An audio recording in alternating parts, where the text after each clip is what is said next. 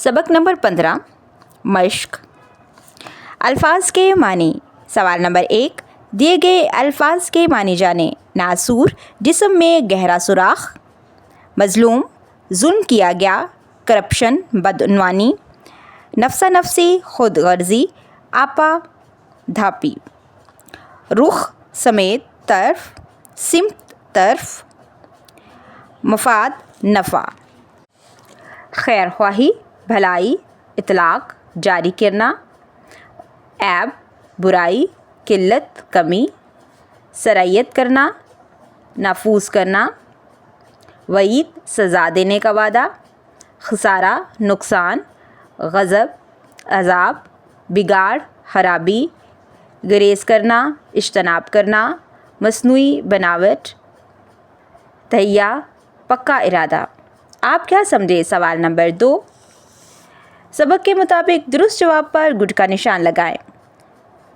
जहां करप्शन हो वहां बाज़ारों में अशिया सरकारी नरखों की बजाय मनमानी कीमतों पर बेची जाती हैं।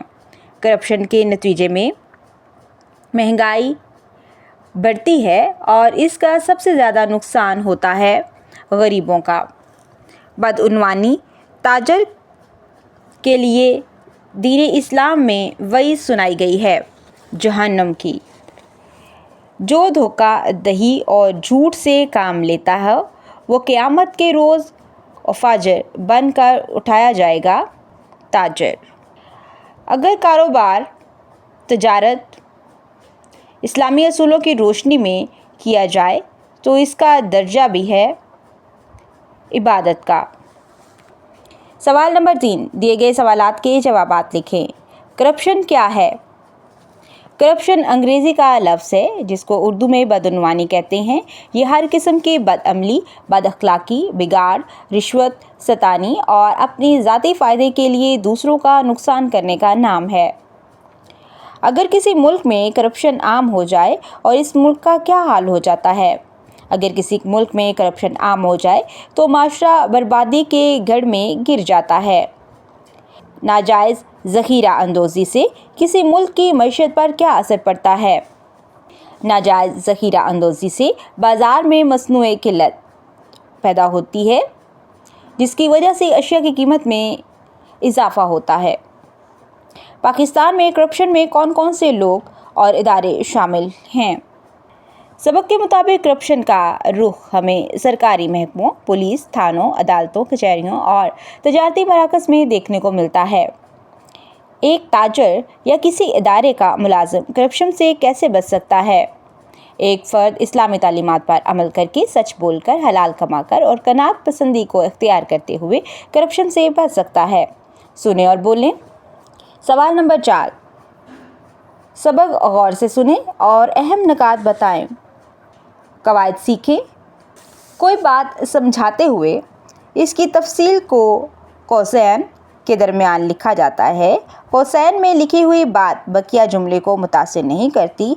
इसी तरह किसी के कहे हुई बात को अगर मनोआन बयान करना हो तो इस जुमले के बाद इस जुमले से पहले का निशान लगाया जाता है और जुमले में वावैन भी लिखे जाते हैं। सवाल नंबर 5, दिए गए जुमलों में रमूज़ औक़ाफ़ को कौसैन, वावेन और राब्ता का इस्तेमाल करते हुए कापी पे लिखें। जापान से मेरी खाला, मेरी अम्मी की छोटी बहन कौसैन में आएगा, मेरे लिए एक खूबसूरत घड़ी लेकर आएं। अम्मी काफ़ी देर से कह रही हैं, अब जाकर होमवर्क कर लो। मुनीर चचा अबू जान के पुराने दोस्त काफ़ी अरसे के बाद पाकिस्तान आए। कायदे आज़म रहमतुल्लाह अलैह ने कहा, काम काम काम और सिर्फ काम। इरम ने मेरी बात सुनकर कहा, तुम्हारी बात दुरुस्त है लेकिन तुम्हारा लहजा मुनासिब नहीं था। सवाल नंबर 6, सबक में दर्जा ज़ैल मुहावरात इस्तेमाल करते हुए आप इनको अपने जुमलों में इस्तेमाल करें। आसमान छूना। आजकल महंगाई की वजह से अशिया की कीमत आसमान छू रही हैं। پیٹ پالنا، غریب مزدور سخت محنت کر کے اپنے بچوں کا پیٹ پالتا ہے۔ ایڑی رگڑنا، مظلوم انصاف کے حصول کے لیے دفتروں میں ایڑیاں رگڑ رہے ہیں۔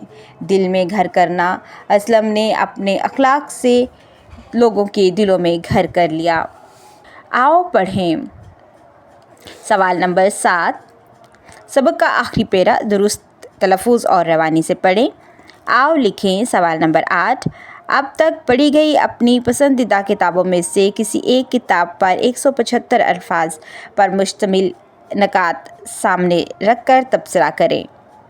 کتاب کے مصنف کا نام، کل صفحات اور قیمت، کتاب کا سائز اور نشر کا نام، کتاب کے ابواب حصوں کا مختلف تعارف، کتاب کہانی پر مشتمل ہو، پلاٹ اور کرداروں کا نام، کتاب کی دلچسپ باتیں، کتاب کا پسند اور ناپسندی کی وجہ، کتاب کی کسی بات سے اختلاف کی وجہ، اگر کسی کو یہ کتاب پڑھنے کی تجویز کی جائے تو اس کی کیا وجہ ہوگی۔ سرگرمیاں۔ سوال نمبر 9، مختلف کتابوں کے بارے میں بچوں کے رسائل اور اخبارات میں شائع ہونے والے اشتہاروں کا مطالعہ کیجیے۔ کسی ایک اشتہار کی نقل، فوٹو کاپی جماعت میں لا کر اسے اپنی جماعت کے ساتھیوں کے سامنے پڑھ کر سنائیں۔ سوال نمبر 10، پاکستان میں سرکاری ادارے لوگوں کو سہولیات دینے میں ناکام ہیں، آپ کے خیال میں اس کی بڑی وجہ کیا ہو سکتی ہے؟